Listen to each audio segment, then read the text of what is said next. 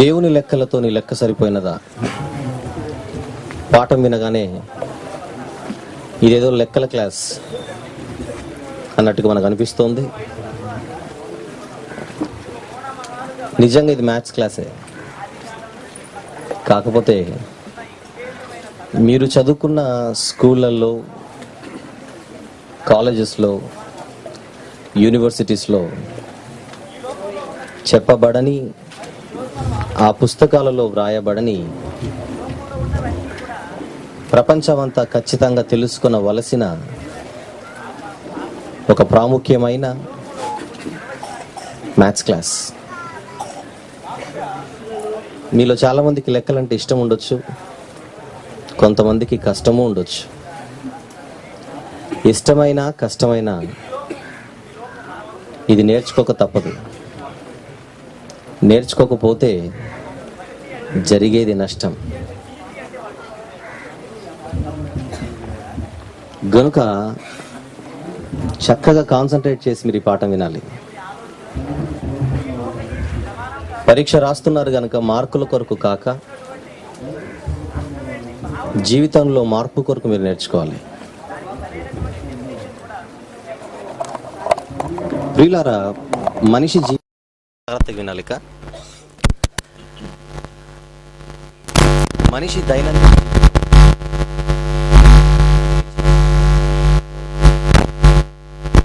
లెక్కలతోనే ముడిపడి ఉంటుంది.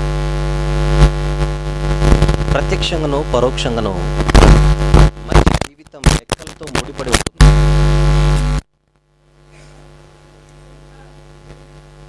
ఉదయం లేచి వార్తాపత్రిక ఓపెన్ చేస్తే ఈరోజు రాష్ట్రంలో ఉష్ణోగ్రత 48 డిగ్రీల సెల్సియస్ అని ఉష్ణోగ్రత లెక్కలు మన కంటికి కనపడతాయి.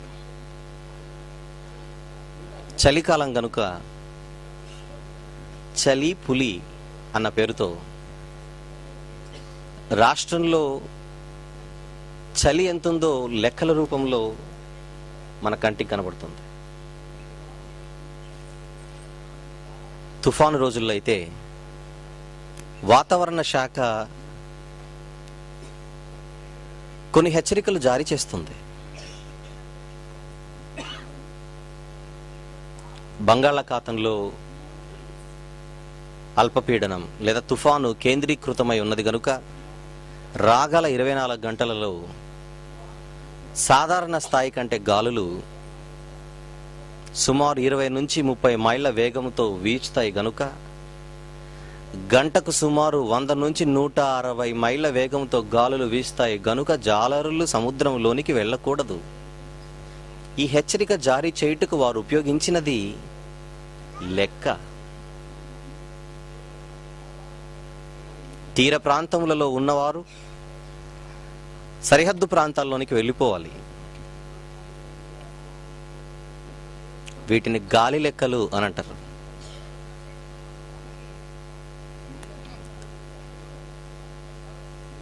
అలా మనిషి మనసు లెక్కల మీదికి మళ్ళింది. ప్రారంభము నుంచి రోజులు గడిచే కొద్దీ మనిషి మనసు తెలియకుండానే లెక్కల మీదికి మళ్ళింది. ఒక ఉష్ణోగ్రతను లెక్కల్లో కట్టాడు, ఒక చలిని లెక్కల్లో చూపించాడు, గాలి పరిస్థితిని లెక్కల్లో హెచ్చరికల ద్వారా జారీ చేస్తున్నాడు. తర్వాత భూమి గురించి కూడా కొన్ని లెక్కలు ఆలోచించాడు మనిషి. తెలుసు మీకు, తన చుట్టూ తాను తిరుగుటకు భూమికి ఎంత టైం పడుతుందన్నాడు? 24 గంటలు లెక్క. అదే భూమి సూర్యుని చుట్టూ తిరిగితే అది మరో లెక్క. ఈ సౌర కుటుంబంలో ఒక్కొక్క గ్రహం గురించి ఆలోచించి ఒక్కొక్క గ్రహానికి ఒక్కొక్క లెక్క చూపించాడు. భూమి తన చుట్టూ తాను తిరుగుటకు ఇంత లెక్క, గురుడు తన చుట్టూ తాను తిరుగుటకు ఇంత లెక్క, అంగారకుడు తన చుట్టూ తాను తిరుగుటకు ఇంకొక లెక్క. ఇవన్నీ సూర్యుని చుట్టూ తిరుగుటకు మరొక లెక్క. ఈ లెక్కకు ఆ లెక్కకు పొంతన ఉండదు. ఏ లెక్క దానిదే లెక్క. ఇంకా ముందుకెళ్ళాడు. ఈ సౌర కుటుంబం అంతా పాలపుంత నక్షత్ర మండలం వైపు పయనిస్తోందని, అది ఇంత వేగంతో పయనిస్తోందని లెక్కలు కట్టాడు.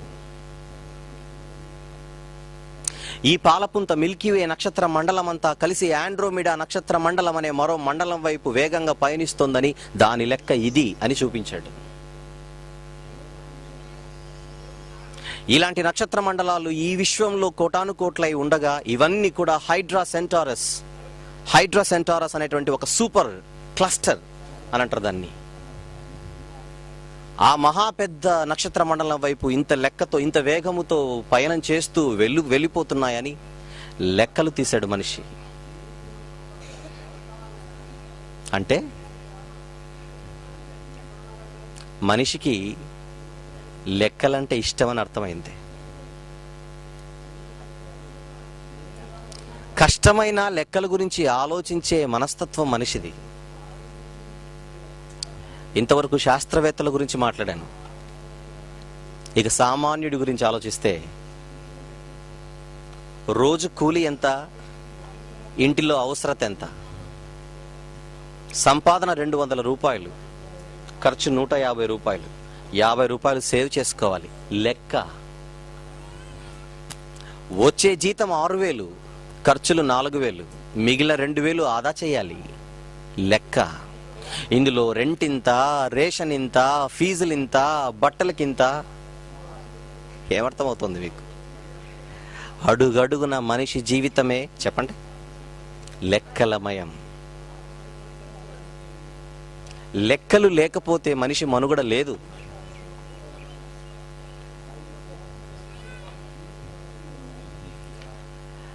ఇలా లెక్కల్లో ఆరితేరిపోయి బాగా చాలా జాగ్రత్తగా వినాలి ప్రతి మాట. ఇలా లెక్కలలో ఆరితేరిపోయి లెక్కలలో పట్టు సంపాదించిన తర్వాత ఇక లెక్కల్లో నేనే కింగ్ అని అనుకున్నాడు మనిషి. నాకు మించిన మొనగాడు లేడనుకున్నాడు. ఇండియాలో the greatest mathematician Srinivasa Ramanujan అని పురుషుల జాబితాలో ఆయన, శకుంతలాదేవి అని స్త్రీల జాబితాలో ఈవిడ. లెక్కల మాంత్రికులు వీళ్ళిద్దరు. భారతదేశ శాస్త్రవేత్తలలో, గణిత శాస్త్రవేత్తలలో ప్రథముడు ఆర్యభట్ట. ఇక ప్రపంచ స్థాయిలో మాట్లాడుకుంటే ఒక ఆల్బర్ట్ ఐన్స్టీన్. వీళ్ళందరూ కూడా గణితములో మొనగాళ్ళు. ఇలాంటి శాస్త్రవేత్తలు ఈ ప్రపంచంలో ఎంతో మంది ఉన్నారు. The greatest mathematicians. వీళ్ళందరికీ ఎన్నో అవార్డులు వచ్చాయి. ఇక ఈ లెక్కల విషయంలో వారికున్న పట్టును చూచి మనిషి అతిశయించడం మొదలుపెట్టాడు. లెక్కలంటే నేను వేల మీద లెక్క పెట్టగలను, ఇందులో నాకున్న పట్టు అంతా ఇంత కాదనుకున్నాడు మనిషి. అలా లెక్కల్లో ఆరితేరిపోయి లెక్కల గురించి ఆలోచించి చివరికి అతిశయించి మళ్ళీ లెక్కల గురించి ఆలోచించి చివరికి అతిశయించి తనకున్న జ్ఞానము వలన చివరికి ఏ స్థాయికి ఎదిగాడో తెలుసండి మనిషి? ఈ ప్రకృతిని లెక్క పెట్టాడు. ఈ ప్రకృతిలో ఉండే ప్రతి దాన్ని లెక్క పెట్టిన తర్వాత చివరికి ఒక స్టేజ్కి వచ్చాడు. ఆ స్టేజ్కి వచ్చి ఒక నిర్ణయం తీసుకున్నాడు, ఒక అభిప్రాయానికి వచ్చాడు. ఆ అభిప్రాయమే నిన్న మొన్న మీ కంటితో చూచిన, మీ చెవితో వినిన లేటెస్ట్ సైంటిస్ట్, అతడే స్టీఫెన్ హాకింగ్. ఈ శాస్త్రవేత్తల్లో అతను ఒక ప్రముఖుడు. వీళ్ళందరూ లెక్కల గురించి ఆలోచించేవారు. ఈ లెక్కల గురించి ఆలోచించి స్టీఫెన్ హాకింగ్ అనేటువంటి శాస్త్రవేత్తలు ఒక నిర్ణయానికి వచ్చారు. ఏమని? ఈ ప్రకృతిని ఆలోచించిన తర్వాత వారికి ఏమర్థమైందంటే, ఈ ప్రకృతి వెనకల సృష్టికర్త అంటూ ఎవరు లేరు. ఈరోజు ప్రపంచం అనుకుంటున్న దేవుడు అన్న అతను అంటూ ఎవరు లేరు అని ఒక నిర్ణయానికి వచ్చారు. ఎందుకురా మీరు దేవుడు లేడంటున్నారనంటే, మా దగ్గర ఉన్న సబ్జెక్ట్లో ఉన్న పట్టు మాకు అలాంటిది. లెక్కలలో మాకున్న పట్టు వలన మాకు ఏం తెలిసిందంటే, దేవుడు అన్న వాడే లేడు అన్న నిర్ణయానికి మనిషి వచ్చాడు. అంటే ఇన్ని లెక్కలు తెలిసిన మనిషికి ఎవరు లెక్క లేకుండా పోయిందో చెప్పండి? దేవుడు అంటే లెక్క లేకుండా పోయింది. అంటే వీరి దృష్టిలో దేవుడు అన్నవాడు లేడని, ఒకవేళ ఉన్నాడని వీళ్ళు అనుకున్నారు కనుక, ఒకవేళ ఉన్నా ఆయన మాకంటే చాలా చిన్నోడని, మమ్మును ఏమీ చెయ్యలేడని, ఆయన కంటే మేము గొప్పవారమని అనుకున్నారు గనుకనే ఈరోజు దేవుణ్ణి చాలా చిన్నగా, ఒక శాస్త్రవేత్త నుంచి ఒక సామాన్యుడి వరకు ఈ సమాజం అంతా ఈ శాస్త్రవేత్తల మాట వింటుంది గనుక, వారు చెప్పిందే వేదం గనక దేవుణ్ణి వారు ఏ కంటితో చూస్తే సామాన్యుడు కూడా దేవుణ్ణి అదే కంటితో చూడడం మొదలు పెట్టాడు. ప్రపంచ మేధావులుగా పిలువబడుతున్న ఈ శాస్త్రవేత్తలకు దేవుడు అంటే లెక్కలేదు గనుక ఆ ఇంపాక్ట్ సామాన్యుడి పైన కూడా పడి, ఈ సామాన్యుడు కూడా ఈరోజు దేవుణ్ణి ఏమని పిలిచే స్థాయికి ఎదిగాడు తెలుసా? ఓరే ఏమన్నారన్నమాట, ఓరీ దేవుడా, ఇంతకు నువ్వు ఉన్నావా? ఉన్నావా? అసలు నువ్వు ఉన్నావా? ఉంటే కళ్ళు మూసుకున్నావా? ఒక సామాన్యుడి నోట ఇంత తెగించే మాటలు, బరి తెగించే మాటలు ఎందుకు వచ్చాయనుకుంటున్నారు? వీళ్ళందరికీ మార్గదర్శకులైన శాస్త్రవేత్తలు దేవుడు లేడు అని చెప్పేశారు గనుక, ఆయనంటే వారికి లెక్క లేదు గనుక, దానివల్ల ప్రపంచంలో దేవుడు అన్నవాడు చాలా చిన్నవాడిగా అనడం కంటే అసలు కనబడ్డమే మాయమైపోయి ఈరోజు ప్రపంచమంతా దేవునికి దూరం అయిపోయింది. ప్రపంచమంతా దూరమైంది. సామాన్యుల కుటుంబాలలో అయిన దానికి కాని దానికి ప్రతిదానికి దేవుణ్ణే పంచాయతీలోనికి నడిపి తీసుకొని వచ్చి, మా కష్టాలకు కారణం ఆయన, మా బాధలకు కారణం ఆయన, మా చావులకు కారణం ఆయన, మా జీవన పరిస్థితికి కారకుడు ఆయనే అని ఒక దోషిగా దేవుని నిలబెట్టే స్థితికి మనిషి ఎదుగుతున్నాడంటే కారణం మేధావులుగా పిలువబడుతున్న వారికి దేవుడంటే లెక్కలేదు గనుక. మళ్ళీ వీరిని మార్చాలంటే ఏం చేయాలి? సామాన్యుల జీవితాలు మార్చాలంటే ఏం చేయాలి? సామాన్యులు నమ్ముకున్న మేధావులను నిలబెట్టి ముందు వీరిని కడగాలి. వెనకలున్న బోగీలు ట్రాక్లో ఉండాలంటే ముందు ఇంజన్ని ట్రాక్లో పెట్టాలి. మీకు అర్థమవుతుందో లేదో? రైలు బండిలో వెనకలున్న బోగీలన్నీ ట్రాక్లో ఉండాలంటే ముందు ఇంజన్ ఎక్కడుండాలి? ట్రాక్లో ఉండాలి. ఇంజన్ గాడి తప్పితే బోగీల గురించి సరిచేయడానికి ఆలోచించకు, ముందు ఆ ఇంజన్ ముందుకు నడుపు ట్రాక్లోనికి. ఈ ప్రపంచానికి ఇంజన్గా మారిన వారు ఈ మేధావులు, దేవుడంటే లెక్కలేని మేధావులు. వారందరినీ గాడిలోనికి తెచ్చామనుకోండి, వద్దన్న భోగిలింగ్ వచ్చేస్తాయి గనుక ఈరోజు వారి నుంచి ఆలోచించుకుంటూ ఒక అద్భుతమైన పాఠాన్ని మీరు వినబోతున్నారు. నేను లెక్కల్లో మునగాడిని అనుకుంటున్న మనిషితో ఈ పాఠం ద్వారా దేవుడు ఒక మాట మాట్లాడాలనుకుంటున్నాడు. మళ్ళీ చెప్తున్నాను, నేను లెక్కల్లో మహారాజుని అని అనుకుంటున్నటువంటి మాంత్రికులు ఎవరైనా ఉంటే, లెక్కల మాంత్రికులు ఎవరైనా ఉంటే, ఆ మాంత్రికులందరిని నిలబెట్టి దేవుడు ఏమంటున్నాడో, లెక్కల మాంత్రికులతో దేవుడు ఏమంటున్నాడో ఒక్కసారి మీ కళ్ళతో బైబిల్ చూడండి. అందరు తీయాలి, ఓపెన్ చేయాలి బైబిల్.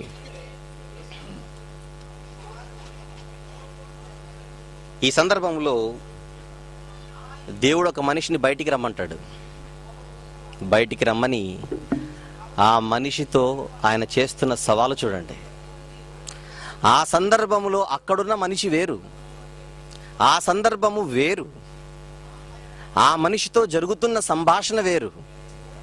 కానీ మనం ఇప్పుడు ఆలోచించవలసినది ఆ మనిషిని దేవుడు అడిగిన ప్రశ్న. అది చూద్దాం. ఆదికాండం 15వ అధ్యాయము, ఆది కాండము 15వ అధ్యాయం 5వ వచనం జాగ్రత్తగా చూద్దాం. 5వ వచనం, మరియు ఆయన అనగా దేవుడు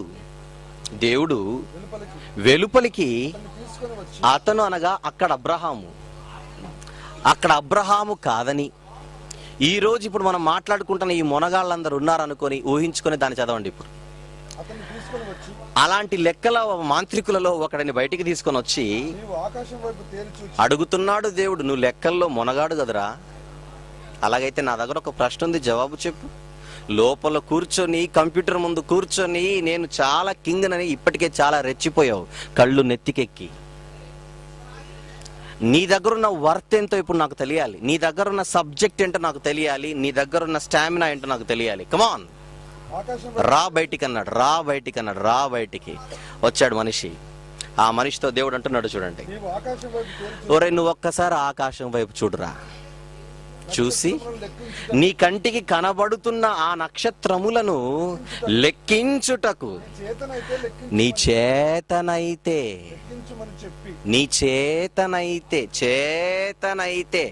ఎలా అనిపిస్తుంది మీకు ఆ మాట మీకు ఎలా అనిపిస్తుంది? దేవుని నోట జారుతున్నా ఆ మాట మీకు ఎలా అనిపిస్తుందో నాకు అర్థం కావడం లేదు. నీ చేతనైతే అంటే అర్థం ఏంటి? ఇట్ ఈస్ ఎ ఛాలెంజ్, సవాల్. ఆ లెక్కలను చూచే కదా నన్ను లెక్క చేయట్లేదు నీవు. అలాగైతే కమాన్ రా, ఆ నక్షత్రాలను లెక్కించుటకు నీకు చేతనైతే, ఆ చేతనైతే లెక్కించి నాకు లెక్క చెప్పు.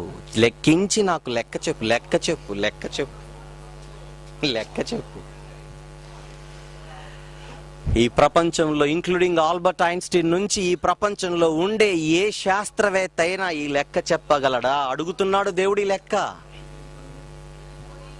ఎనీబడి? దేవుడు అడుగుతున్న ప్రశ్నకు జవాబు చెప్పాలి. చేతనైతే లెక్క పెట్టి నాకు లెక్క చెప్పు.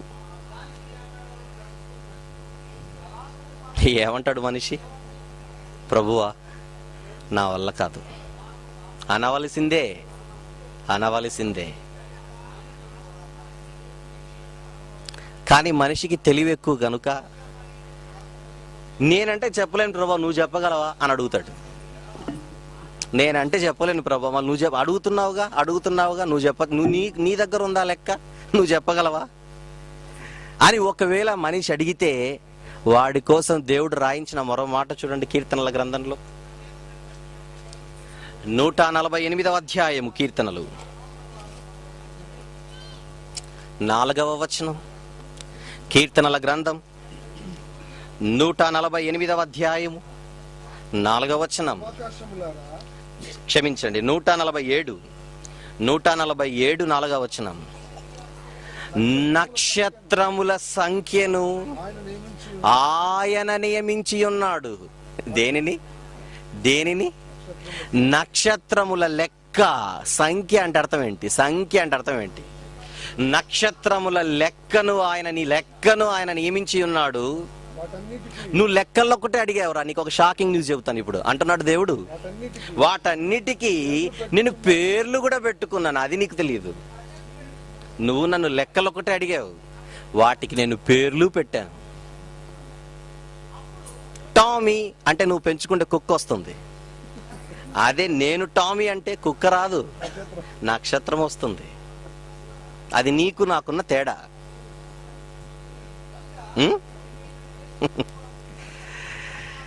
యెషయా గ్రంథం మరొక మాట చూడండి. యెషయా గ్రంథము 40వ అధ్యాయము. యెషయా గ్రంథము 40వ అధ్యాయము 26వ వచనం. మళ్ళీ చెబుతున్నాడు దేవుడు, మీ కన్నులు పైకెత్తి చూడుడి, వీటిని ఎవడు సృజించెను? వీటి లెక్క చొప్పున వీటి సమూహములను బయలుదేరజేసి వీటన్నిటికి నీ పేర్లు పెట్టి పిలుచువాడు నేనే కదా. ఏమంటున్నాడు ఆయన? లెక్క చొప్పున వీటి సమూహములను బయలుదేర, లెక్క చొప్పున నక్షత్రాలను కలిగించే ముందు దేవుడు ఏమనుకున్నాడు తెలుసండి? ఇన్ని నక్షత్రాలు ఉండాలని లెక్క రాసుకున్నాడట. లెక్క.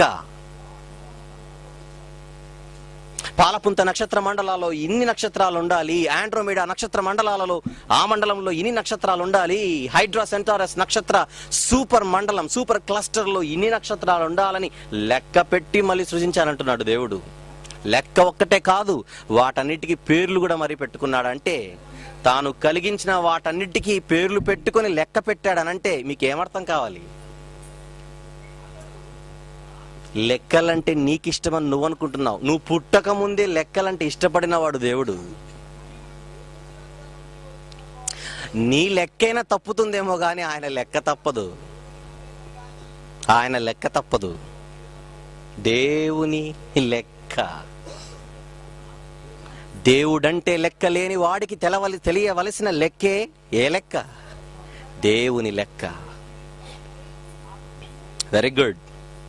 ఇప్పుడు మనిషి నేను ఓడిపోయానంత త్వరగా ఒప్పుకోడుగా. కొట్టుడులో 3 రకాలు ఉంటాయి: కొట్టుడు, సితక్కొట్టుడు, చావగొట్టుడు. కొడితే ఒప్పుకోడు. పోలీస్ స్టేషన్లో పోలీసులు ఎవరైనా ఉంటే బాగా తెలుసు.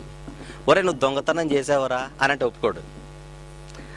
అప్పుడు వెళ్ళి ఫస్ట్ డోస్ ఇస్తారు. అప్పటికి ఒప్పుకోడు, సింతే కదా అనుకుంటాడు. మళ్ళా కొద్ది నిమిషాలు బ్రేక్ అని మళ్ళీ బయటకు వస్తారు. బ్రేక్ తర్వాత మళ్ళీ ప్రారంభిద్దాం అని ప్రారంభిస్తారు. ఇప్పుడు చితక్కొట్టుడు.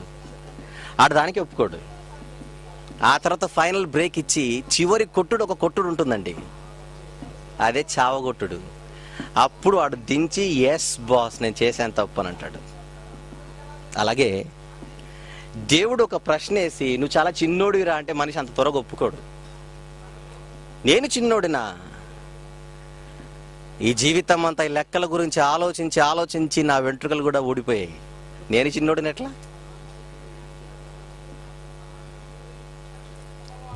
అందుకే దేవుడు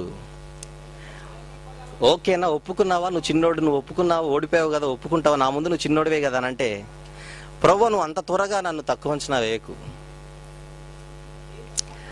నువ్వు ఎక్కడో ఉన్న నక్షత్రాలు లెక్క అడిగితే నేను ఎట్లా చెబుతాను? నువ్వేమో నన్ను భూమి మీద పెట్టావు. భూమి మీద నేనున్నాను, ఎక్కడో ఉన్న నక్షత్రాల లెక్క నన్ను అడుగుతున్నావు. అసలు ఇదేనా బాగుందా అని అంటాడు మనిషి దేవునితో. అప్పుడు తెలుసురా నువ్వు నా కడుపున పుట్టావు గనుక నీకు కూడా తెలివి బాగానే ఉంటుంది గనుక fine, very good very good very good. ఎక్కడో ఉన్న నక్షత్రాల లెక్క నువ్వు చెప్పలేవు కదా. అవును, నువ్వు చెప్పలేవు, కరెక్టే. నీ మాట కూడా కరెక్టే, నీ మాట కూడా న్యాయమే. అలాగైతే నాకు ఇంకొక లెక్క కావాలి, చెప్పు. ఏ లెక్క? ఇప్పుడు నువ్వు ఏదైనా అడుగు, భూమి మీద ఏదైనా అడుగు, భూమి మీద ఏదైనా అడుగు, చిటికలో చెప్పేస్తాను. అలాగైతే ఒక్కసారి అద్దం ముందు నిలబడతాడు. ఏం కనబడుతుంది? నేనే కనబడుతున్నాను, నువ్వే కనబడుతున్నావు. నీకేం కనపడుతుంది? నీలో ఏం కనపడుతుంది? నా ముఖం కనపడుతుంది. Very good. నీ ముఖం పైన ఏం కనపడుతుంది? ఈరోజే తలస్నానం చేశాను ప్రభు, క్లినిక్ ఆల్ క్లియర్తో. అందమైన జుట్టు, నాకు అదే కావాలి. చెప్పురా జుట్టు లెక్క చెప్పు అంటాడు దేవుడు. నీ వెంట్రుకల లెక్క ప్లీజ్, వెంట్రుకలు లెక్క ప్లీజ్, వెంట్రుకల లెక్క ప్లీజ్ అని అడుగుతాడు దేవుడు. ఎవరైనా చెప్పగలరా ఇక్కడ? కనీసం ఎవరైనా? ఎవరు చెప్పలేరండి. ఎక్కడో ఉన్న నక్షత్రాలు నువ్వు చెప్పలేవు. నీ తలకు పైగా ఉన్న నక్షత్రాల లెక్క నువ్వు చెప్పలేవు కాదు. అలాగైతే నీ తల మీద ఉన్న వెంట్రుకల లెక్క చెప్పు. సైలెంట్ అయిపోవాలి మనిషి. అప్పుడు అంటున్నాడు దేవుడు, ఆ వెంట్రుకల లెక్క ఒక దగ్గర ఉంది. నీ తల వెంట్రుకలన్నీయు, మత్తయి సువార్త 10వ అధ్యాయము, మత్తయి సువార్త 10వ అధ్యాయము 30వ వచనం. నీ తల వెంట్రుకలన్నీయు లెక్కింపబడి ఉన్నవి. నక్షత్రాల లెక్క మాత్రమే ఉందనుకుంటున్నావా? నో, నీ తల వెంట్రుకల లెక్క కూడా ఉంది. నీ తల వెంట్రుకల లెక్క కూడా ఒకటి ఉంది, లెక్క. ఏమంటే బైబిల్లో నన్ను ఎక్కువగా ఆలోచింపజేసిన వచనం అదే అండి బాబు. మీరు నమ్ముతారా నమ్మరు? ఈ మాట నన్ను చాలా ఆలోచింపజేసింది. చదువుకుంటూ వెళ్ళిపోతే అర్థం కాదు. ఏముంది అక్కడ? నీ తల వెంట్రుకలన్నీ లెక్కింపబడి ఉన్నవి. నాకు ఒకరోజు ఒక పెద్ద డౌట్ వచ్చిందండి, చాలా సంవత్సరాల కిందట ఆ మాట చదవగానే. ఎందుకంటే మత్తయి సువార్త చదవంగా, బైబిల్ ఓపెన్ చేయగానే క్రొత్త నిబంధన ప్రారంభిస్తే మత్తయి సువార్త మొదట చదువుతాం, దట్టు 10వ అధ్యాయం. ఆ మాట చదవగానే నాకు వచ్చిన పెద్ద సందేహం ఏంటంటే, అప్పట్లో దేవుని గురించి పెద్ద నాలెడ్జ్ లేదు కనుక, నా తల వెంట్రుకలన్నీ లెక్కింపబడి ఉన్నవి అనుంది అక్కడ, కానీ లెక్కించింది ఎవరో తెలీదు, అది లేదు అక్కడ. లెక్కింపబడి ఉన్నవి అని మాత్రమే ఉంది. ఇప్పుడు నాకు వచ్చిన పెద్ద డౌట్ ఏంటంటే, నా తల వెంట్రుకలు లెక్కించింది ఎవరయ్యా అని పెద్ద డౌట్ నాకు. అప్పుడు బాగా ఆలోచిస్తే నేను ఎప్పుడైనా లెక్కించానా అని ఆలోచించాను. ఎందుకంటే నా వెంట్రుకల లెక్క ఉంటే ఎవరి దగ్గర ఉండాలి? మొట్టమొదట నా దగ్గర ఉండాలి. నా లైఫ్లో నేను ఎప్పుడు ఆ పని చేయలేదు. అంటే ఇప్పుడు నేను కాదు, ఇక నా తల వెంట్రుకలను లెక్కిస్తే నేను కాకుండా ఎవరు లెక్కించాలి? ఎవరికి అవకాశం ఉందో చెప్పండి? మా అమ్మగారికి ఉంది. డౌట్ వచ్చి ఒకరోజు మా అమ్మ దగ్గరికి వెళ్ళానండి. కిచెన్లో వంట చేస్తుంది, మా నాన్నగారేమో హాల్లో పేపర్ చదువుతున్నాడు కాలు మీద కాలు వేసుకొని. అప్పుడు అమ్మ దగ్గరికి వెళ్ళి, అమ్మ నాకు ఒక డౌట్ ఉంది. చెప్పురా. బైబిల్లో నా తల వెంట్రుకలన్నీ లెక్కింపబడి ఉన్నవి అని ఉంది, నేనైతే ఎప్పుడు లెక్క పెట్టలేదు, నువ్వెప్పుడైనా లెక్క పెట్టావా నాన్న లేనప్పుడు అని అడిగాను. అప్పుడు అమ్మ నింది, ఒరే పెళ్లి చేసుకున్నప్పటి నుంచి నేను లీజర్గా ఉన్న టైమే నాకు లేదు. మీ నాన్నని రెడీ చేయాలి, మిమ్మల్ని రెడీ చేయాలి, 24 గంటలు ఇన్ని పనుల్లో నీ వెంట్రుకలు లెక్క పెట్టే టైం నాకు ఎప్పుడు దొరకలేదు, నేను నిర్దోషినే అనేది మా అమ్మ. ఇదంతా మా నాన్న వింటున్నాడు. ఇక నెక్స్ట్ ఎవరికి ఆ ఛాన్స్ ఉంది? ఖచ్చితంగా మా నాన్న దగ్గరే ఉంది. లెక్క పెడితే నేను లెక్క పెట్టాలి, లేదా మా అమ్మ లెక్క పెట్టాలి, లేదా మా నాన్న లెక్క పెట్టాలి. నేను చేతులు ఎత్తాను, మా అమ్మ చేతులు ఎత్తింది ఉండేది డాడీనే కదా అని ఇదంతా విన్నాడు. అప్పటికే ఆయన దగ్గరికి వెళ్ళి నాన్న అన్నాను. ఆయన ఇమ్మీడియట్గా నన్ను అడగొద్దు నాన్న అన్నాడు. ఏమండి అంటే ఆయనకి మ్యాటర్ అర్థమైంది. అంటే ఇప్పుడు నాన్న చేతులు ఎత్తాడు. ఇప్పుడు నేను నిలబడి ఆలోచించినది, నా వెంట్రుకలు నేను లెక్క పెట్టలేదు, నా వెంట్రుకలు నా తల్లి లెక్క పెట్టలేదు, నా వెంట్రుకలు ఈ శరీరానికి జన్మనిచ్చిన తండ్రి లెక్క పెట్టకపోతే ఈ లెక్క ఎవరి దగ్గర ఉన్నట్టు? అంటే నా వెంట్రుకల గురించి నేను తీసుకున్న కేర్ కంటే, నా తల్లిదండ్రులు తీసుకున్న కేర్ కంటే, నన్ను నేను ప్రేమించినంత కంటే, నన్ను నా తల్లిదండ్రులు ప్రేమించినంత కంటే నన్ను ఎవరో మరి ఎక్కువగా ప్రేమిస్తున్నారన్నమాట. ఖచ్చితంగా ఈ లెక్క ఉంటే ఎవరి దగ్గర ఉండాలి? వీరందరికంటే నన్ను ఎక్కువగా ప్రేమించే వాడి దగ్గర ఉండాలి ఆ లెక్క. ఇంతకీ ఎవరాయన? అప్పుడు బైబిల్లో ఒక మాట కనపడింది, స్త్రీ తన కడుపున పుట్టిన బిడ్డను మరచునా, ఆవిడైనను మరచును, కానీ నేను నిన్ను మరువను. యెషయా గ్రంథం 45వ అధ్యాయము 49 49:15 49:15 స్త్రీ లేదా కన్న తల్లి తన గర్భమున పుట్టిన బిడ్డను మరుచునా, వారైనా మరుతురు, కానీ నేను నిన్ను మరువను అన్న మాట కనబడగానే ఖచ్చితంగా నా వెంట్రుకలను లెక్క పెట్టింటే ఈయనే లెక్క పెట్టిండాలని మాత్రం ఫైనల్గా నేను డిసైడ్ అయిపోయానండి. ఎవరైనా దేవుడు. ఆ దేవుడు నీకు వెంట్రుకలు ఇయ్యక ముందు ఆయన ఏం చేశాడు చెప్పు? నీకెన్ని వెంట్రుకలు ఇవ్వాలో ఆ వెంట్రుకల లెక్క కూడా రాసుకొని మరీ నీకు జన్మనిచ్చాడు. 100వ కీర్తన తీయండి. కీర్తనల గ్రంథము 100వ కీర్తన 3వ వచనం. యెహోవాయే దేవుడని తెలుసుకొనుడి. ఎవరు పుట్టించారు? ఆయనే. అంటే అర్థం ఏంటి? ఆయన్నే అంటే అర్థం ఏంటి? ఇంకెవ్వరు కాదని. ఆయనే మనలను పుట్టించెను అని ఫుట్నోట్లో మనలను మనమే సృజించుకొనలేదు అని ఉంటుంది. ఆయనే మనలను పుట్టించెను అంటే పుట్టించిన వాడే లెక్క పెట్టి మళ్ళీ పుట్టించాడని అర్థం. ఏమర్థమవుతుంది మీకు? ఆకాశములో నక్షత్రాల లెక్క రాసుకున్న ఆయన నీ తల వెంట్రుకలను కూడా రాసుకున్నాడనంటే నీవు ఆయన లెక్కల్లో ఉన్నావని మర్చిపోకు. అసలు నక్షత్రాలు పుట్టిందే భూమి కోసం. జాగ్రత్తగా వినండి, నక్షత్రాలు పుట్టిందే భూమి కోసం. భూమి మీద వెలుగిచ్చుటగా ఆకాశమందు దేవుడు ఉంచెను అని ఉంటుంది ఆదికాండంలో. ఆకాశంలో ఉన్న సూర్యచంద్ర నక్షత్రాలని పుట్టింది భూమి కోసం. కానీ భూమి ఎవరి కోసం పుట్టింది? మన కోసం. 115 కీర్తన 16వ వచనం అది. 115వ కీర్తన 16వ వచనం అది. భూమిని ఆయన నరులకిచ్చెను.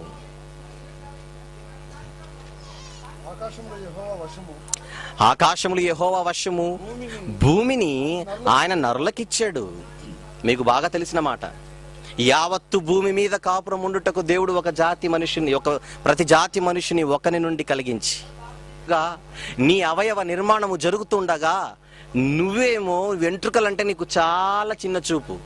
ఏమండి, మనకు వెంట్రుకలంటే తల దూకున్నప్పుడు ఊడిపోయాయి అనుకోండి, దువ్వెనకి ఆ వెంట్రుకలు వస్తే అలా తీసి గిరగిర తిప్పి అలా విసిరి కొడతాం సీరియస్గా. After all వెంట్రుకని. వెంట్రుకంటే నీకు లెక్కలేదు, కానీ ఇచ్చిన వాడికి తెలుసు వెంట్రుక విలువేంటో. వెంట్రుకలు ఊడిపోయిన వారికి తెలుసు వెంట్రుక లెక్క ఏంటో, దాని విలువేంటో.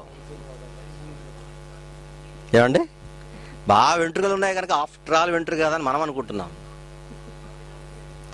ఇచ్చిన వాడికి తెలుసు వెంట్రుకల విలువ. ఆ వెంట్రుకలను లెక్క పెట్టి మళ్ళీ ఇచ్చాడు దేవుడు.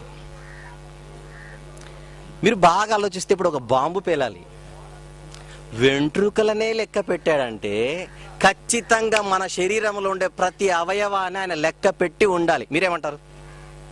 మనలో మాట.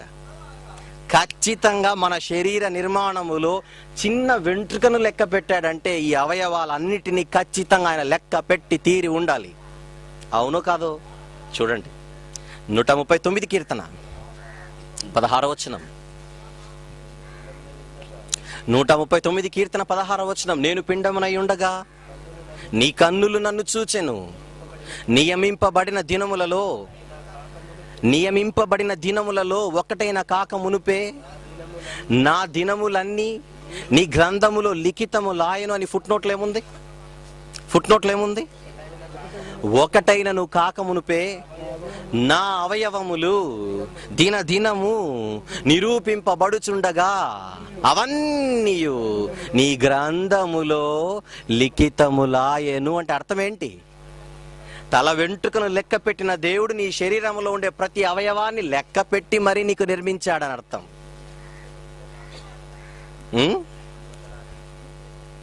నా శరీరంలో ఎముకలు ఇన్ని అని ఇప్పుడు నువ్వు చెబుతున్నావు, నరాలు ఇన్ని అని నువ్వు చెబుతున్నావు, కానీ అన్నే ఇవ్వాలని ఆయన అనుకున్నాడు గనుక నీకు వచ్చాయి. వెంట్రుకలను లెక్క పెట్టిన ఆయన అవయవాలను లెక్క పెట్టాడు. వెంట్రుకలను లెక్క పెట్టి అవయవాలను లెక్క పెట్టిన ఆయన అదే వచనంలో మరొక మాట కనబడుతుంది చూడండి. నా దినములన్నీయు నీ గ్రంథములో లిఖితములాయ, నియమింపబడిన దినములలో ఒకటైనను కాక మునుపే నా దినములన్నీయు నీ గ్రంథములో లిఖితములాయను అంటే అర్థం ఏంటి చెప్పండి? నా దినములన్నీ లిఖితములాయనంటే అర్థం ఏంటి? పంపించే ముందుగా నీ దినాలను కూడా లెక్క పెట్టాడని. బ్రదర్, నీకోసమే. లెక్కలేదుగా దేవుడంటే లెక్కలేదుగా. నీ ఆయుష్ను లెక్క పెట్టాడు, నీ అవయవాలను లెక్క పెట్టాడు, నీ వెంట్రుకలను లెక్క పెట్టాడు, నీ కోసం కలిగించిన ప్రతి వస్తువుని ఆయన లెక్క పెట్టుకున్నాడంటే కొంచెం మనం జాగ్రత్త పడాలని మాత్రం కొన్ని విషయాలు మనకి ఇప్పుడు అర్థమవుతూ ఉండాలి. ఇంకా ఇంకా ఇంకా ఇంకా ఇంకా చూద్దాం. అదే 139 కీర్తనలో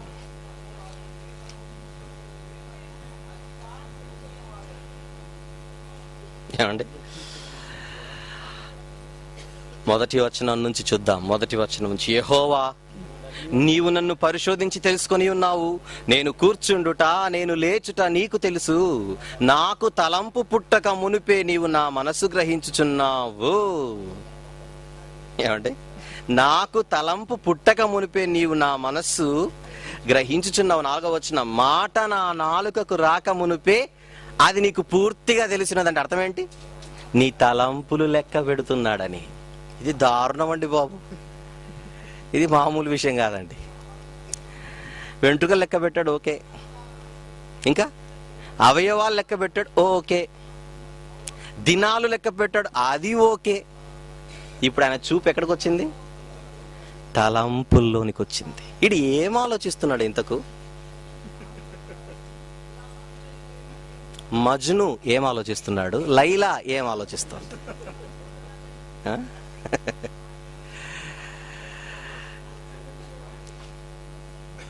అత్తమ్మ ఏం ఆలోచిస్తోంది? కోడల తల్లి ఏం చేస్తోంది? లెక్క, తలంపులు తలంపులు తలంపులు తలంపులు. దీన్ని బలపరచడానికి ఒక మాట చెబుతాను. నోవహు గారి విషయంలో దేవుడు ఆలోచించి ఒక మాట అంటాడు, నరుల హృదయ ఆలోచన వారి బాల్యము నుండే. అంటే ఆయన చూపులు ఎక్కడికి వెళ్ళాయి? మనిషి ఆలోచనల దగ్గరికి వెళ్ళాయి. ఇంకొక మాట ఏమంటాడు? వారి తలంపులలోని ఊహంత చెడ్డది, ఊహంత చెడ్డది, ఊహ చెడ్డది, ఊహ చెడ్డది. ఎక్కడికి వెళ్ళిపోయాడు ఆయన? ఎక్కడికి వెళ్ళిపోయాడు? ఎక్కడికి వెళ్ళిపోయాడు? నీ ఊహల్లోనికి వెళ్ళిపోయాడు. ఊహల్లోకి వెళ్ళిపోయాడంటే మీకు చాలా విషయాలు అర్థమైపోవాలి. అంటే నిన్ను పట్టుకోవడం ఎక్కడి నుంచి ప్రారంభిస్తున్నాడో చెప్పు? ఊహల్లో. కంటికి కనబడితే చట్టానికి నేరం, నువ్వు ఊహిస్తే చాలు అది దేవునికి నేరం, నువ్వు దేవునికి దూరం. భయంకరం కదా పరిస్థితి. ఇప్పుడు చెప్పండి బ్రదర్స్ అండ్ సిస్టర్స్, పరలోకానికి ఎవరు వెళ్తామో చెప్పండి. ఇక్కడ మనలో మాట ఊహ పవిత్రంగా లేదా? ఊహ ఊహ. అందుకే యేసుప్రభు, ఇరుకు మార్గమున ప్రవేశింపగోరువారు అనేకులు, ప్రవేశించువారు కొద్దిమంది. ఊహ లెక్క తలంపులు లెక్క పెడుతున్నాడు ఆయన, తలంపులు. తర్వాత కింద ఏమన్నాడు? మాట నా నాలుకకు రాక మునుపే. ఊహ రెఫరెన్స్ కావాలా? ఊహ రెఫరెన్స్ కావాలా? ఆదికాండం 6వ అధ్యాయం 5వ వచనం. మీరు అడగకూడదు, బీబీటీఎస్కి వచ్చిన తర్వాత ఆ రెఫరెన్స్ అడగకూడదు. Right, very good. నెక్స్ట్ ఏంటేంటి లెక్క పెట్టాడు ఇప్పుడు చెప్దాం. మళ్ళీ రీకాల్ చేయండి, అందరూ రివైజ్ చేయండి. ఏంటంటే లెక్క పెట్టాడు? ఆకాశంలో నక్షత్రాలను లెక్క పెట్టాడు, అంటే ప్రకృతిలో ప్రతి వస్తువును లెక్క పెట్టాడు. నెక్స్ట్ మనిషి వెంట్రుకలను లెక్క పెట్టాడు. నెక్స్ట్ మనిషి అవయవాలను లెక్క పెట్టాడు. నెక్స్ట్ మనిషికి ఇచ్చిన దినాలను లెక్క పెట్టాడు. నెక్స్ట్ మనిషి ఊహ లేదా తలంపులన్నీ లెక్క పెడుతున్నాడు. పెట్టాడు కాదు, పెడుతున్నాడు. ఇంకా చూద్దామా ఇంకా ఏం లెక్క పెడుతున్నాడు? మత్తయి సువార్త 12వ అధ్యాయము 36వ వచనం. మత్తయి సువార్త 12:36. నేను మీతో చెప్పున్నదేమనగా, మనుష్యులు పలుకు ప్రతి వ్యర్థమైన మాటను గురించి విమర్శ దినమందు లెక్క చెప్పాలి. దేని గురించి? దేని గురించి? నువ్వు మాట్లాడే మాటల గురించి. నోరు తెరిచాడంటే ఏ నాన్ స్టాప్ వాగుడు మనిషిది. తనేం మాట్లాడుతున్నాడో వాడికే తెలియదు.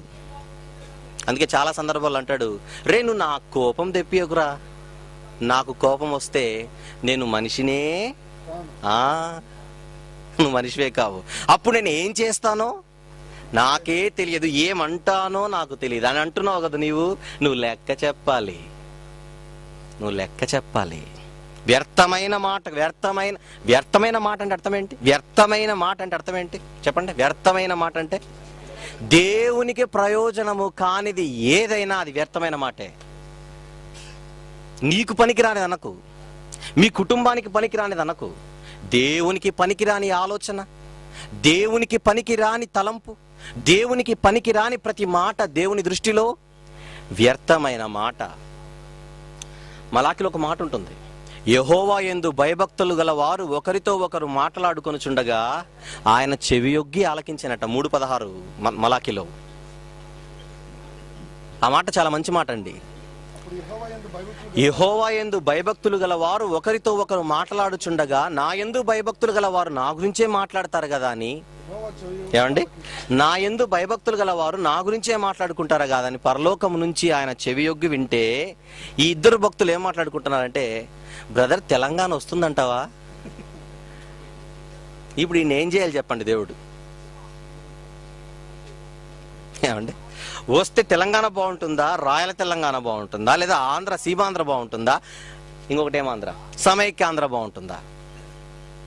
నీకెందుకయ్యా రాజకీయం? యాజకీయం చేయి, నువ్వు పుట్టింది దానికోసం. మనుషులు పలుకు ప్రతి వ్యర్థమైన మాట గురించి దేవునికి ఏం చెప్పాలి? లెక్క చెప్పాలి. నీ చుట్టూ ఎంత భయంకరమైన పరిస్థితి ఉందో ఇప్పుడు నీకు మ్యాటర్ అర్థం కావాలి.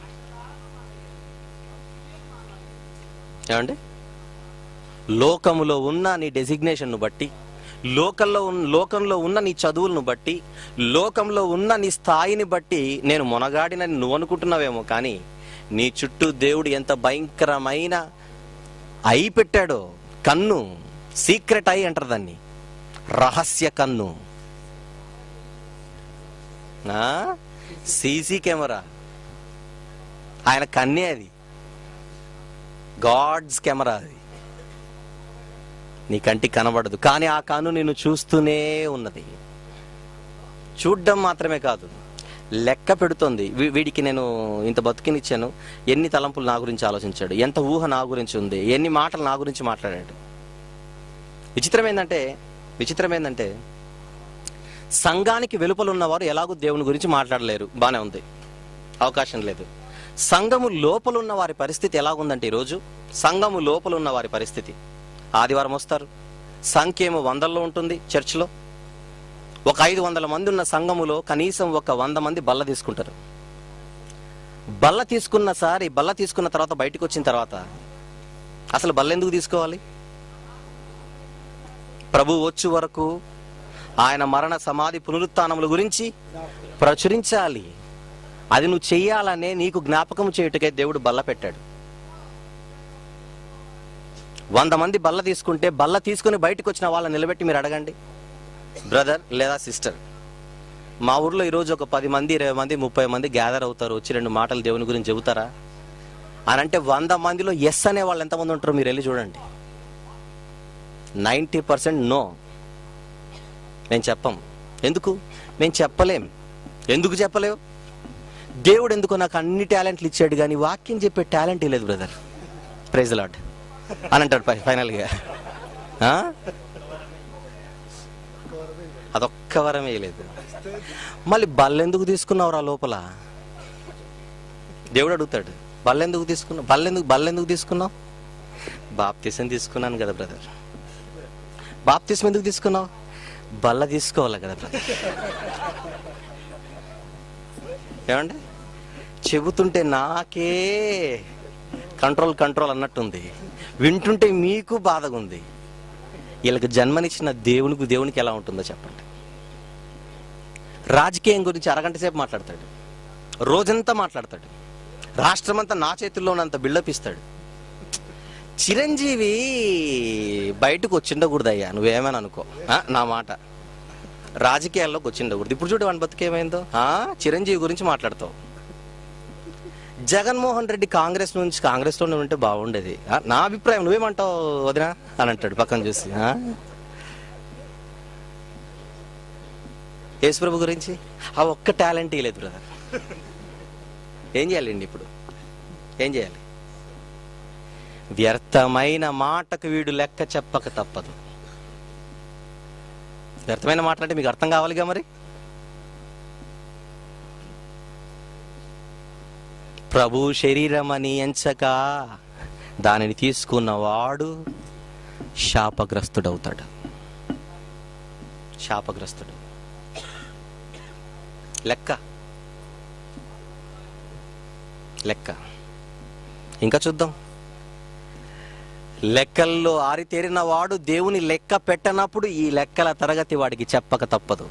అందుకే చెబుతున్నాం ఈ లెక్క. యోబు గ్రంథం చూడండి, ఇంకా లెక్కలు చూడండి.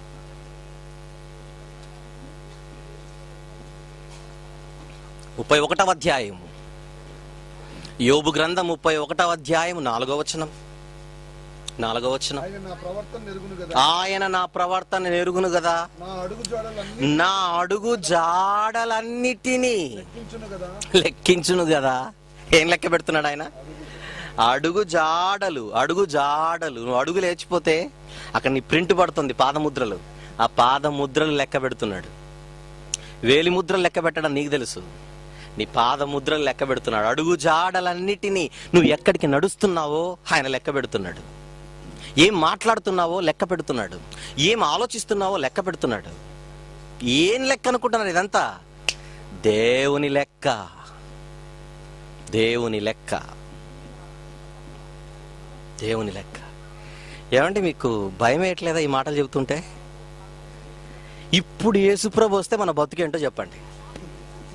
ఇప్పుడు వస్తే అమ్మ బైబిల్ క్లాస్లో ఉన్నాం కనుక పరలోకం వచ్చేస్తుంది అనుకోకండి సీరియస్గా.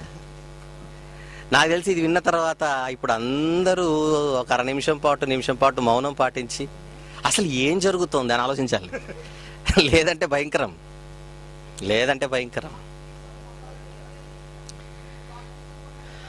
ఇకపోతే అండి, ఈ లెక్క గురించి మనకు అర్థం కావడం కోసం దేవుడు ఇంకా కొన్ని మాటలు బైబిల్లో రాయించాడు. చూద్దాం. అది మత్తయి సువార్త 18వ అధ్యాయం. మత్తయి సువార్త 18:23 వచనాన్ని జాగ్రత్తగా చూడండి. మత్తయి సువార్త 18:23. కావున పరలోక రాజ్యము తన దాసుల యొద్ద లెక్క చూచుకొనగోరిన ఒక రాజును పోలి ఉన్నది. నీకు అర్థం కావడం కొరకు ఎన్ని లెక్కలు, లెక్క అన్న పదాన్ని ఇంత రిపీటెడ్గా దేవుడు రాయించాడంటే మనం జాగ్రత్త పడాలి. లెక్క అన్న పదాన్ని మీరు రౌండప్ చేయండి. అదే మత్తయి సువార్త 25. మత్తయి సువార్త 25వ అధ్యాయము 19వ వచనం. 19. బహుకాలమైన తరువాత ఆ దాసుల యజమానుడు వచ్చి వారి యొద్ద ఏం చూసుకున్నాడు? ఆయన లెక్క చూచుకున్నాడు. లెక్క. లూకా సువార్త 16. ఏమండి? లూకా సువార్త 16 2వ వచనం. 16:2. అతడు వాని పిలిపించి, నిన్ను గూర్చి నేను వినుచున్న ఈ మాట ఏమిటి? నీ గృహ నిర్వాహకత్వపు లెక్క అప్పగించు. లెక్క. లూకా 16:2. ఏమండి? హెబ్రీ పత్రిక 13. హెబ్రీ పత్రిక 13వ అధ్యాయము 17వ వచనం చూద్దాం. 17. మీ పైన నాయకులుగా ఉన్నవారు లెక్క ఒప్ప చెప్పవలసిన వారి వలె మీ ఆత్మలను కాయుచున్నారు. లెక్క చెప్పాలంట దేవుడికి. లెక్క చెప్పాలి. ఎంతమందికి వాక్యం ప్రకటించావు? ఎంతమంది నువ్వు రక్షించావు? ఎంతమంది రక్షణ కొరకు నువ్వు ప్రాకులాడావు? లెక్క చెప్పాలి. లెక్క. అదే హెబ్రీ పత్రిక 4వ అధ్యాయము 13వ వచనం. హెబ్రీ పత్రిక 4:13. మరియు ఆయన దృష్టికి కనబడని సృష్టము ఏదీ లేదు. మనము ఎవనికి లెక్క ఒప్ప చెప్పవలసి ఉన్నదో ఆ దేవుని కన్నులకు సమస్తమును మరుగులేక తేటగా ఉన్నది. మనము ఎవరికి లెక్క అప్పచెప్పవలెనో అంటే మనమందరం కూడా ఎవరికి లెక్క చెప్పాలి? దేవునికి లెక్క చెప్పే దినం ఒకటి ఉంది. ఇకపోతే ప్రియులారా, ఈ సందర్భంలో చరిత్రలో జరిగిన ఒక సంఘటన మీ ముందు ఉంచాలి. మీరు ఇది జాగ్రత్తగా వినాలి. ఇప్పుడు క్రీస్తు పూర్వము మీకు బాగా తెలుసు, ఈ లోకాన్ని పరిపాలించిన, ప్రపంచాన్ని పరిపాలించిన 4 మహా సామ్రాజ్యాలలో ఒక సామ్రాజ్యమే బబులోను సామ్రాజ్యం. దీని చక్రవర్తి నెబుకద్నెజరు. ఇతడి పరిపాలన ముగుస్తుంది. ఇతడి వారసుడిగా బెల్షస్సరు అనే ఒక వారసుడు బబులోను సామ్రాజ్యానికి మహారాజు అవుతాడు. జాగ్రత్తగా వినాలండి, మంచి పాయింట్ ఇది. ఇతను ఒక రకంగా చెప్పాలంటే ఈ ప్రపంచంలో రాజులకు రాజు, చక్రవర్తి, మహా సామ్రాజ్యానికి అధినేత. ఒకరోజు ఆల్మోస్ట్ ఒక 1000 మందికి ఏమండి విందు ఏర్పాటు చేస్తాడు బెల్షస్సరు. తినడం తాగడం మొదలవుతుంది. ఈ టైంలో ఏమనుకుంటాడు కానీ అంతకుముందు యూదులను బబులోనికి తీసుకొని రావడం జరుగుతుంది. అప్పుడు సొలొమోను కట్టించిన బంగారు దేవాలయంలోని బంగారు పాత్రలు, వెండి పాత్రలన్నిటిని తీసుకొని రావడం జరుగుతుంది బబులోనికి. అప్పుడు ఈ బెల్షస్సరు ఆ యూదయ దేశంలో ఉన్న ఆ మందిరములోని, దేవుని మందిరములోని ఆ వెండి బంగారు పాత్రలను తీసుకొని రమ్మని చెబుతాడు. తీసుకొని వస్తారు. అప్పుడు దేవుని మందిరములో ఉన్న, దేవుని సేవకు ఉపయోగపడుతున్న ఆ పాత్రలలో పానీయము పోసి త్రాగడం మొదలు పెడతారు వీళ్ళందరూ కూడా. ఇదంతా కూడా మానవులనందరినీ చూస్తున్న దేవుడు చూస్తూనే ఉన్నాడు. ఇది జరుగుతుండగా ఆయన యొద్ద నుంచి ఒక అరచేయి వచ్చి గోడ మీద ఒక మాట రాస్తుంది. మెనే మెనే టెకేల్ ఉఫార్సీన్. అది రాస్తున్నప్పుడే చలితో భయంకరంగా వణికిపోతే మోకాళ్ళు ఎలా కొట్టుకుంటాయో అలా భయముతో రాజు గజ గజ వణకడం ప్రారంభిస్తాడు. తన రాజ్యంలో ఉండే జ్యోతిష్యులందరినీ పిలిపించి, పండితులందరినీ పిలిపించి, జ్ఞానులందరినీ పిలిపించి దాని అర్థం చెప్పమంటే ఎవరికి తెలియదు. అప్పుడు ఒకే ఒక్కడు ఆ రాజ్యంలో ఉన్నాడు, ఆయనే దానియేలు గారు. అప్పుడు దానియేలు పిలిపిస్తే దానియేలు నిలబడి చెబుతాడు, బెల్షస్సరు, నీవు నెబుకద్నెజరు కొడుకువే. మీ నాన్న పరిస్థితిని కళ్ళారా నువ్వు చూసావు. నీలాగే ఒకప్పుడు మీ నాన్న నాకంటే మించిన వాడు లేడు అనుకున్నప్పుడు అడవిలో అడవి జంతువుగా గడ్డిని తెరిపించాడు పరలోకమందున్న దేవుడు. నీ కళ్ళతో నువ్వు చూసిన సత్యం అది. ఆ తర్వాత దానియేలు దేవుడు నిజమైన దేవుడు, గొప్పవాడని మీ నాన్న సర్టిఫికెట్ ఇచ్చాడు. అప్పటికైనా నీకు బుద్ధి రావాలి. నీకు రాలేదు బెల్షస్సరు. ఆయన మందిరంలో వాడబడిన పాత్రలను తీసుకొని వచ్చి నువ్వు పానీయం తీసుకోవడానికి ఉపయోగించావు. అందుకే ఆయన ఏం చేశాడో నీకు తెలియాలి అని చెప్పి ఆ బెల్షస్సరుతో దానియేలు అంటున్న మాట ఇప్పుడు మీరు చూడండి. దానియేలు గ్రంథం 5వ అధ్యాయము. దానియేలు గ్రంథం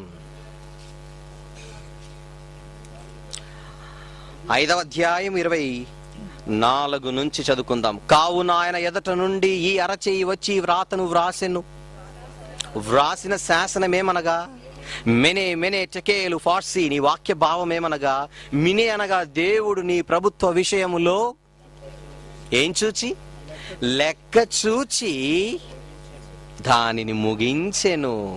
లెక్క చూచి దానిని ముగించెను. లెక్క చూచి దానిని ముగించెను అంటే నీ చరిత్రను, నీ చాప్టర్ను, నీ బ్రతుకును ముగించే ముందుగా దేవుడు ఏం చేశాడో తెలుసా? నీ లెక్క చూచాడు.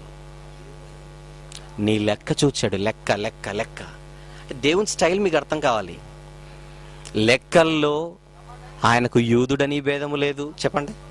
గ్రీసు దేశస్థుడని భేదము లేదు, పురుషుడని భేదము లేదు, స్త్రీలను గౌరవించడం మన సాంప్రదాయం అన్న సూత్రమే లేదు. ఆయనకు పక్షపాతమే లేదు. అమ్మో రాజు కాదు, అయ్యో పేదవాడు కాదు. లెక్కలంటే లెక్కలు. ఒక్క మాటలో చెప్పాలంటే మీకు, ఆయన మ్యాథ్స్ టీచర్ కంటే స్ట్రిక్ట్ టీచర్.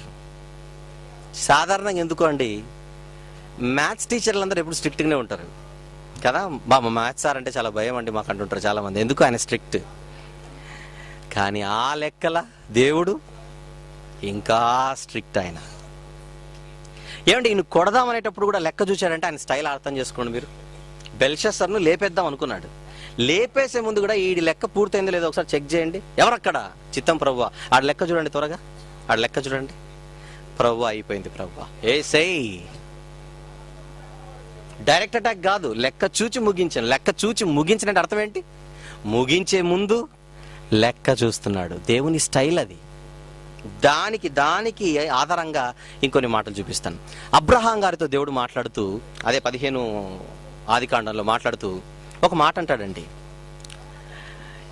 ఈ దేశాన్ని నీ సంతానం వారికి ఇస్తాను, నేను నీకు ఒక వాగ్దానం చేస్తున్నాను, ఒక దేశాన్ని నీకు ఇస్తాను, కానీ ఆ దేశంలోనికి నువ్వు వెళ్ళవు, కానీ నీ సంతానం వారు వెళతారు. ఎందుకంటే ఆ పరిసర ప్రాంతాల్లో అమోరీయులు ఉన్నారు. అబ్రహాము నీకు తెలియాలి, నా మనసు తెలియాలి, అక్కడ అమోరీయులు ఉన్నారు. అమోరీయులు ఉండగా నిన్ను అక్కడ తీసుకొని వెళ్ళి వాళ్ళని వెళ్ళగొట్టి నిన్ను చేర్చడం న్యాయ విరుద్ధం. నీ నాలుగవ తరం వారు అక్కడికి వెళ్తారు. అప్పుడు ఎందుకు వెళ్తారంటే అప్పటికి అమోరీయుల అతిక్రమము సంపూర్తవుతుంది. వాళ్ళ అక్రమము సంపూర్తి అయిన తర్వాత వాళ్ళని తీసేస్తానే, కానీ వాళ్ళ అతిక్రమము సంపూర్తి కానప్పుడు నేను వాళ్ళని టచ్ చేయను. అబ్రహాం న్యాయం అంటే న్యాయమే. చూస్తారన్నమాట ఎంత బాగుంటుందో. ఆదికాండం 15వ అధ్యాయం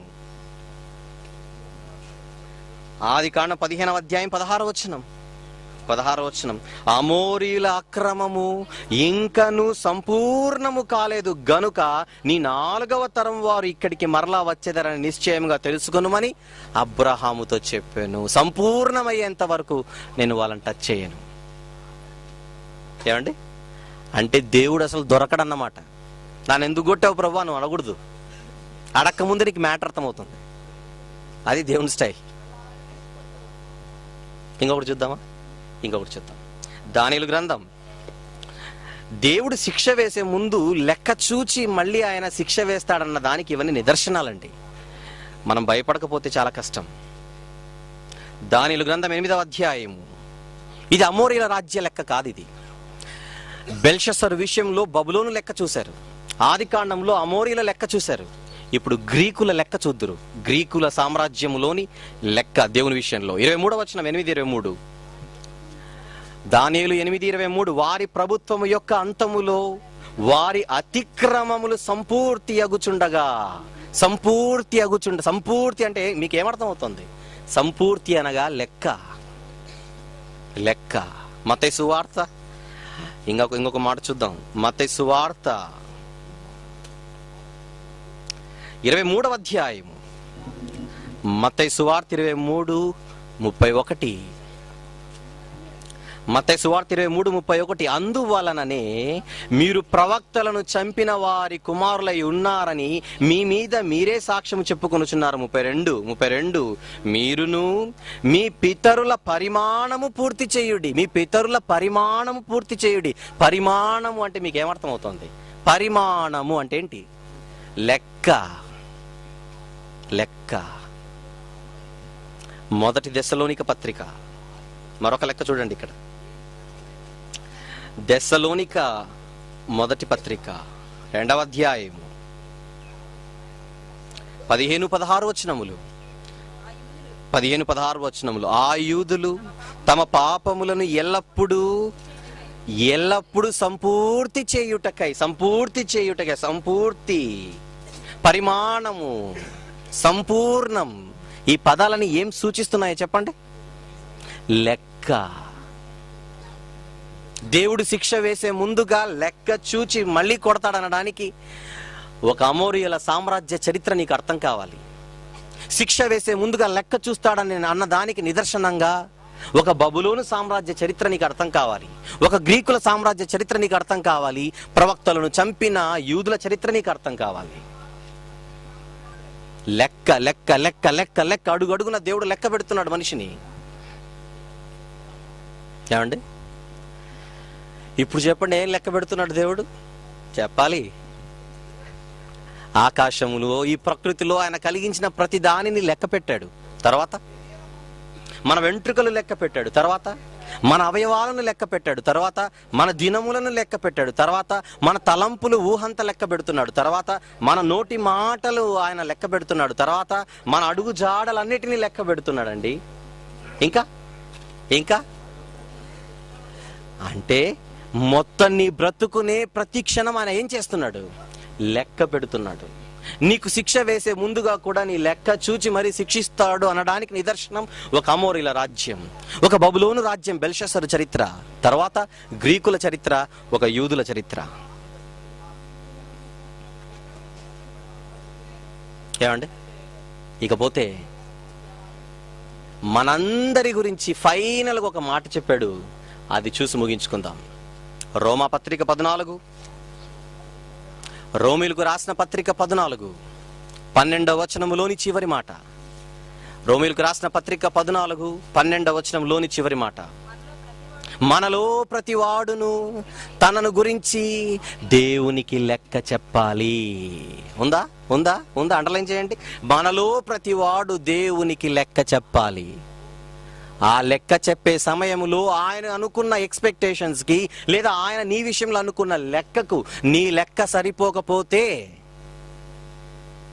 దాని ఫలితం నువ్వు పరలోక రాజ్యాన్ని మిస్ చేసుకోవడం, నరకంలో సీటు సంపాదించడం.